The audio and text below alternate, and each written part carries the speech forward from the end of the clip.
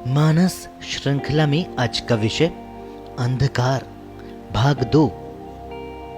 एक बार दृष्टिबाधित बच्चों की संगीत प्रतियोगिता देखने का अवसर मिला।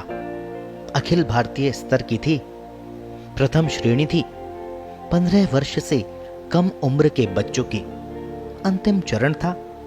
संगीत सुनकर लगा कि शब्द ब्रह्म कहाँ नहीं है, उसका स्वरूप साक्षात्कार भी हुआ। प्रत्येक प्रतिभागी के दिल से रसधार फूट रही थी। रसो वही सह वेद की परिभाषा है। मन में आह्लाद उछाले मार रहा था। मैं भी अपने अश्रुओं को रोक नहीं पाया। दिल की जिस गहराई से वे गा रहे थे, हम आंखों वाले तो वहां पहुंच भी नहीं पाते, विकल्पों में ही खोए रहते हैं। प्रतिभागी बिना किसी भाव भंगिमा के गा रहे थे, निश्चल मुद्रा में बैठकर या खड़े रहकर। क्या आत्मविश्वास था उनकी वाणी में। अकंप दृढ़ स्वर उनकी भक्ति का परिचायक ही था। उनको देखकर प्रथम दृष्टया ऐसा नहीं लगा कि ये कोई संगीत से जुड़े कलाकार होंगे। रचनाएं सुनकर तो सिद्ध हो गया कि उनको तो बहुत कुछ दिख रहा था, हमें शायद नहीं दिख रहा था। एक घटना है रहवासा के स्वामी जगन्नाथ की। वहां संत जब अयोध्या जाने को तैयार हुए तो उन्होंने भी इच्छा जाहिर की कि मुझे भी साथ ले चलो। सब हंसने लगे कि दिखाई तो देता नहीं, चलकर क्या करोगे, यहीं ठीक हो। जगन्नाथ स्वामी ने उत्तर दिया, कोई बात नहीं, मुझे नहीं दिखाई देता, किंतु उसको तो दिखाई देता है। भक्ति के उत्तर शब्दों से संभव नहीं है। संगीत भक्ति है। किसी प्रतिभागी के चेहरे पर ईश्वर प्रदत्त कमी की अभाव रेखा नहीं थी। जीवन का स्वप्न देख रहे थे। अंधेरे में स्वयं की आत्म ज्योति के प्रकाश में सहजता से अपने लक्ष्य की ओर बढ़ रहे थे। तब क्या वे किसी ऋषि से कम हो सकते हैं? उनका संकल्प कितना दृढ़ होगा। आज जिस प्रकार की शिक्षा का वातावरण चारों ओर बना हुआ है, वह केवल शरीर का पोषण मात्र करता है। शिक्षित व्यक्ति सुविधा भोगी बन जाना चाहता है, कर्महीनता पर ही गर्व करता है। पशु की तरह आहार, निद्रा, भय, मैथुन तक अपने जीवन को सीमित रखता है, क्योंकि व्यक्ति पेट से बंधा रहता है। न मन का पोषण होता है, नहीं आत्मा का।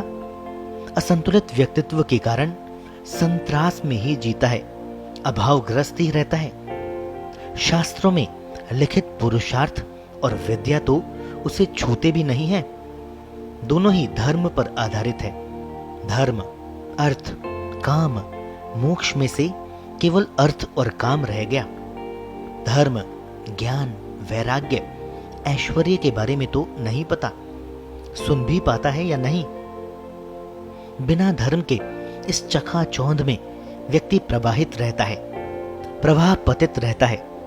धर्म, ज्ञान, वैराग्य, ऐश्वर्य का विद्या मार्ग स्वतः ही बंद हो जाता है। लोग इस कारण दुखी रहते हैं, त्रस्त रहते हैं। इससे घबराकर कुछ देर आंखें बंद रखने का प्रयास करते हैं, देखना नहीं चाहते। जो कुछ घट रहा है उसे देखने का साहस नहीं जुटा पाते। अतः नेत्र मूंद कर कुछ शांति और विश्राम का अनुभव करते हैं। इस दृष्टि से तो ये दृष्टि बाधित किसी भाग्यशाली से कम नहीं है, क्योंकि अन्य लोगों जैसे शरीर का सुख इनकी प्राथमिकता नहीं है। अतः पशु भाव से तो ये सदा ही ऊपर जीते हैं। यही तो ईश्वर का प्रसाद कहलाता है। ईश्वर हमारा नजदीक रहने वाला अन्न रूप है। जैसा खावे अन्न वैसा होवे मन। इससे हम प्रार्थना करके आगे बढ़ सकते हैं। हम इससे बातें कर सकते हैं, अपना संगीत अर्पण कर सकते हैं। तेरा तुझको अर्पण, क्या लागे मेरा। मुख्य बात यह है कि हम भले ही प्रकाश के पीछे भागें, अंधेरा ही शाश्वत है। प्रकाश भी अंधेरे से ही निकलता है। प्रकाश आता है, जाता है, अंधेरा वहीं का वही है, नित्य है। एक बात यह भी है कि प्रत्येक प्रकाश का एक स्रोत होता है। हर स्रोत एक निश्चित काल के बाद सूख भी जाता है। अंधकार अनंत है, चेतना अनंत है, ज्ञान अनंत है। कृष्ण रूप सोमवंशी है, शीतल और शांत है। कृष्ण तो माधुर्य का पर्याय रहे हैं। एक संप्रदाय है इसेनी, जो कि अंधकार को ही ईश्वर मानता है। इसका मानना है कि अंधकार न उगता है न अस्त होता है, सदा ही रहता है।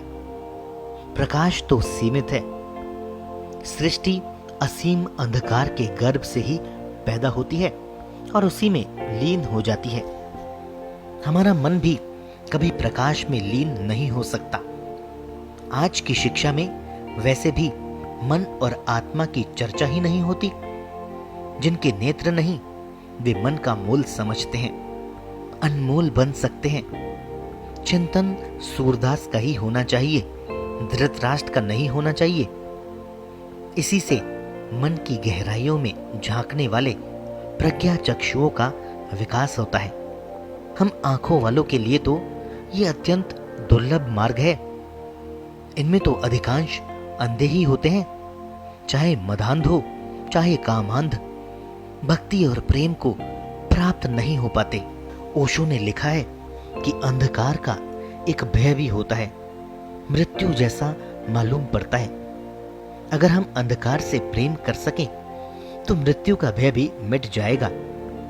यदि बुराइयों से मित्रता कर लें तो भी वे समाप्त हो जाएंगी। अंधकार के साथ एक होना अर्थात मृत्यु के साथ एक होना, फिर व्यक्ति की मृत्यु नहीं हो सकती, सूरदास बन जाता है। जंगलों में जो मृत्यु का डर था फिर नहीं रहेगा। ये डर पीढ़ी दर पीढ़ी चला आ रहा है।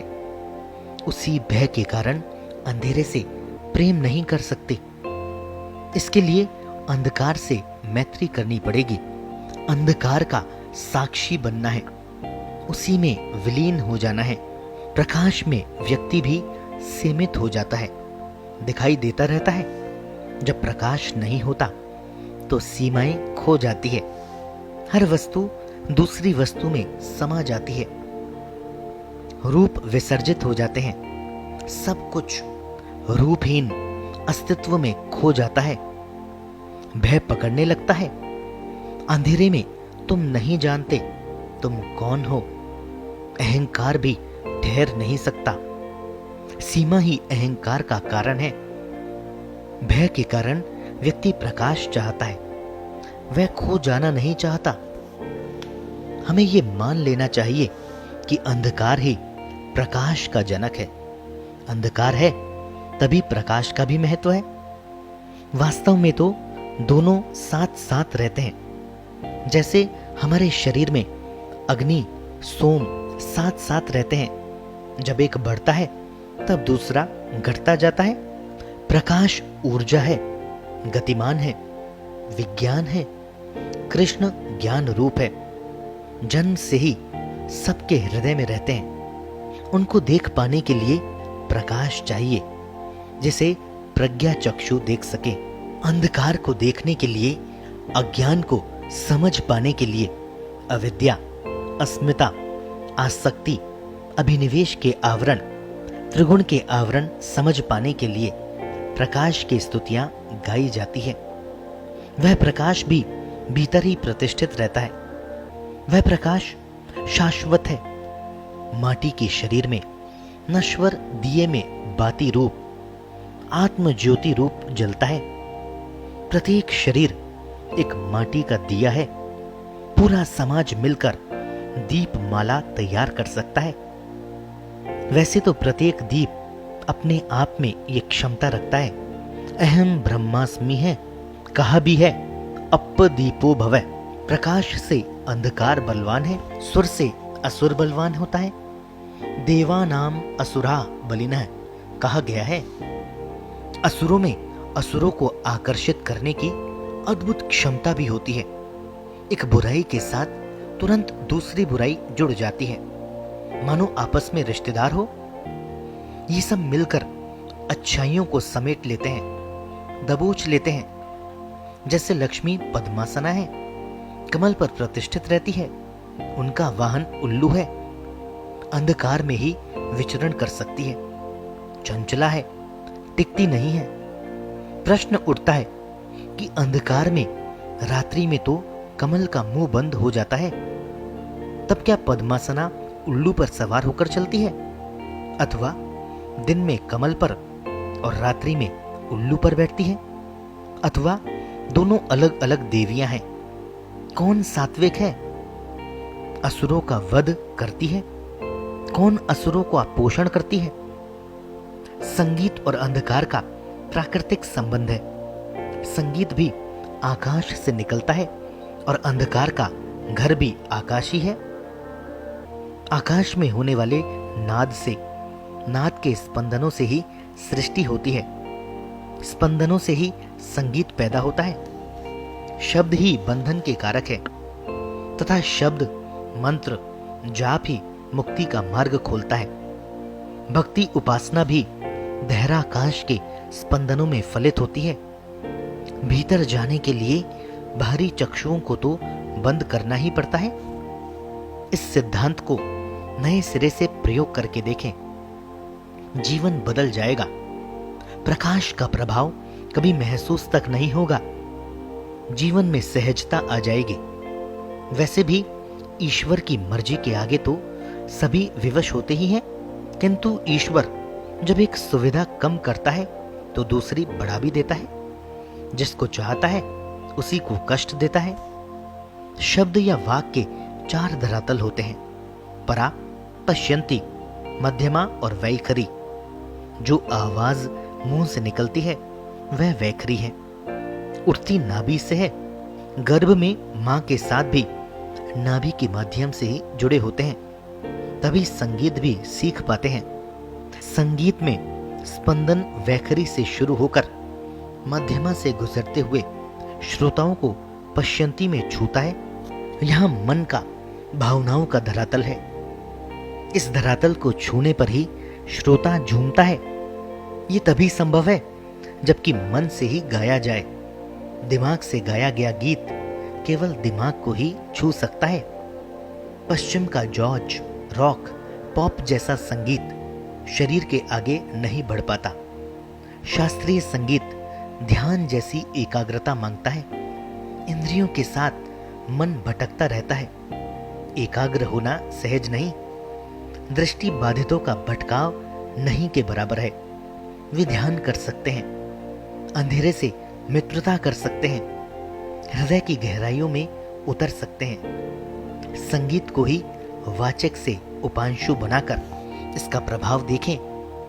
मानस तक जाते जाते तो ये मंत्र बन जाएगा, शब्द ब्रह्म बन जाएगा।